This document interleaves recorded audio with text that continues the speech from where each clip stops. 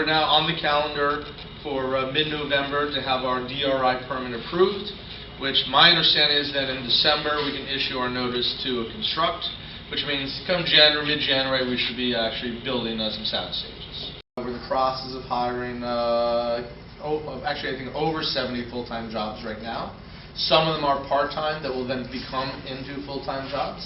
Once we complete our first production, we're immediately going to pre-production on our next film, and then around January 20th, we'll do production again on our next film. And from there, we just don't stop. If you ask anybody who knows anything about Hollywood or the industry, they will all tell you up front the industry is broken. It's a broken industry, and one of the famous quotes of the industry is 95% of my life is spent raising money for movies. 5% is making movies.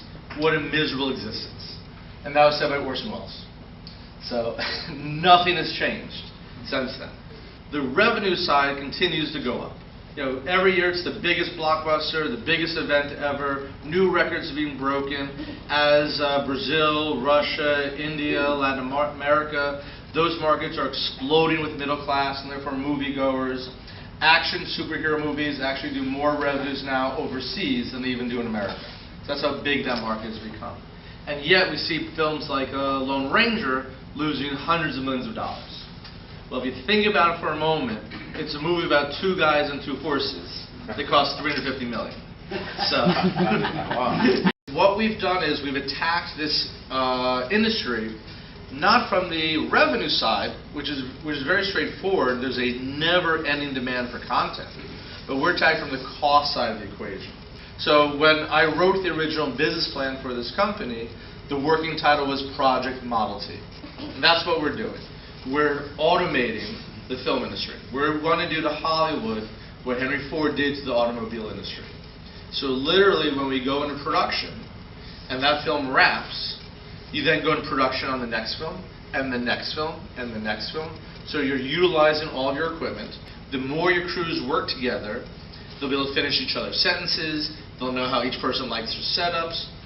That can save 2-3 hours a day, which is very expensive days and hours when you have your cast, sitting there from a mid-level to your A-listers.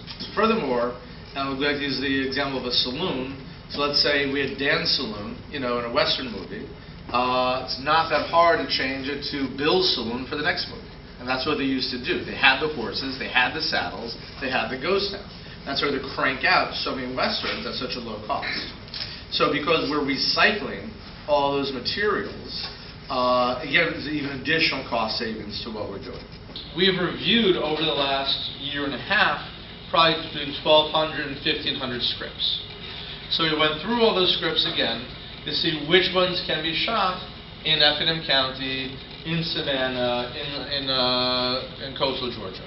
And one of the things that we're getting really lucky about is the diversity of architecture and terrain is like no other spot, I think, in the country. The big difference between us and everyone else is their impact, while very real and identifiable, it's ephemeral. Because they come in, they shoot the production, and they all fly back to LA or to New York or Atlanta or whatever. We're creating permanent jobs.